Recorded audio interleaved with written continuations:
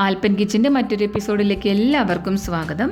ഇന്ന് ഞാൻ വന്നിരിക്കുന്നത് ചപ്പാത്തിയുടെ കൂടെയൊക്കെ കഴിക്കാൻ പറ്റുന്ന നല്ലൊരു കോമ്പിനേഷനായിട്ടുള്ള ഗ്രീൻ പീസ് കറിയുടെ റെസിപ്പിയുമായിട്ടാണ്. വളരെ ടേസ്റ്റിയും കുറുകിയതുമായിട്ടുള്ള ഗ്രീൻ പീസ് കറി നമുക്ക് തയ്യാറാക്കാം.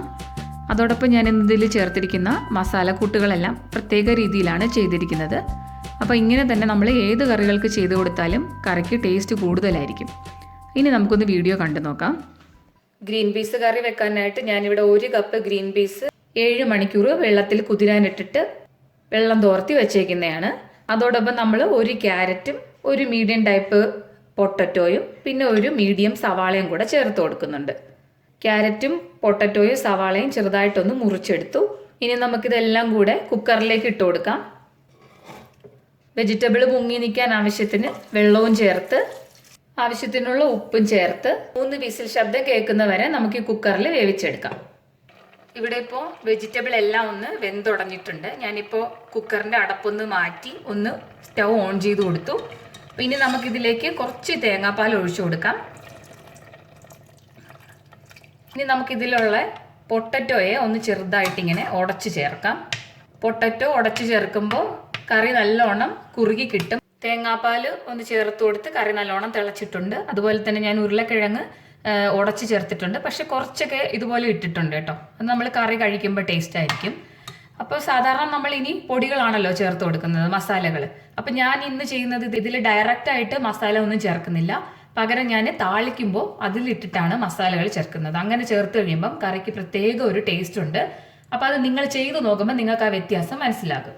ഞാനിവിടെ 1 ടേബിൾ സ്പൂൺ വറുത്ത മല്ലിപ്പൊടി, 1/2 table spoon Kashmiri chilli powder, 1/2 teaspoon മഞ്ഞൾപ്പൊടി, 3/4 ടീസ്പൂൺ ഗരം മസാല പൊടിച്ചത് ഒരു ബൗളിൽ എടുത്ത് വെച്ചിരിക്കുകയാണ്. ഇപ്പം പാൻ ഒന്ന് അടുപ്പിൽ വെച്ച് ചൂടായിട്ടുണ്ട്. അതിലേക്ക് ആവശ്യത്തിന് എണ്ണ ഒഴിച്ചു കൊടുക്കാം. കടുക്, ചെറിയ ഉള്ളി അരിഞ്ഞത്, ഇതിലേക്ക് 2 വറ്റൽമുളക്. ഇനി ഇതിലേക്കാണ് നമ്മൾ എടുത്തു വച്ചിരിക്കുന്ന മസാലകൾ ഇട്ട് കൊടുത്ത് എടുക്കുന്നത്. ഇതൊന്ന് ഇട്ട് കൊടുത്ത ശേഷം പെട്ടെന്നൊന്ന് തീ കുറച്ചേക്കുക. അല്ലാന്നുണ്ടെങ്കിൽ ഇതുപോലെ ഒന്ന് കയ്യിലെടുത്ത് പിടിക്കുക. അല്ലെങ്കിൽ ഈ പൊടികൾ വേഗം കരിഞ്ഞു പോവും. അപ്പോൾ ഇപ്പോൾ ഇതിൽ നല്ല ചൂടായിട്ട് ഈ എണ്ണയ്ക്കകത്ത് കിടന്ന് ഒന്ന് മൊരിഞ്ഞ് കിട്ടും. ഈ ഒരു കൂട്ട് നമ്മൾ കറിയിലേക്ക് ഒഴിക്കുമ്പം കറിക്ക് ഒരു പ്രത്യേക ടേസ്റ്റാണ്. ഇനി നമുക്കിത് കറിയിലേക്ക് ഒഴിക്കാം. കുറച്ച് ഗ്രീൻ പീസ് എടുത്ത് ഞാൻ ഈ പാത്രത്തിലേക്ക് ഇട്ടിട്ട് തന്നെ ഒന്നുകൂടെ ഒന്ന് ഇട്ട് കൊടുക്കുന്നുണ്ട്. ഇനി ഇത് നമുക്ക് ഇതിലേക്ക് നന്നായിട്ട് ഒന്ന് മിക്സ് ചെയ്തെടുക്കാം. ഇപ്പം ഞാൻ ഈ സ്റ്റൗ ഓഫ് ചെയ്തിട്ടാണ് കേട്ടോ വെച്ചേക്കുന്നത്. ആ കറി ചൂടോടുകൂടി ഇരിക്കുമല്ലേ. അപ്പോൾ അതിലേക്ക് നമ്മൾ ഈ താളിച്ച് ഒഴിച്ചു കൊടുത്താൽ മതി. ഇത് നല്ല കളറുള്ള കുറുകിയ കറി ഉണ്ടായിട്ടുണ്ട്. ഈ കറി ഉണ്ടാക്കി ഒരു 10 മിനിറ്റ് ഇങ്ങനെ ചൂടോടുകൂടി അതേ സ്റ്റൗവിൽ വെച്ചിട്ടൊന്ന് അടച്ച് വെച്ചിരുന്നാൽ ഈ അരപ്പൊക്കെ അതിൽ പിടിച്ചിട്ട് നല്ല ടേസ്റ്റാണ്. അപ്പോൾ ഇത് എല്ലാവരും ഒന്ന് ട്രൈ ചെയ്യുക.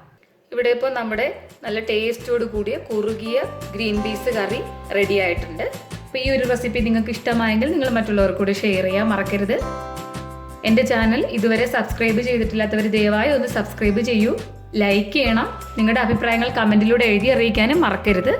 അടുത്ത വീഡിയോയിൽ മറ്റൊരു റെസിപ്പിയുമായി വീണ്ടും കണ്ടുമുട്ടാം.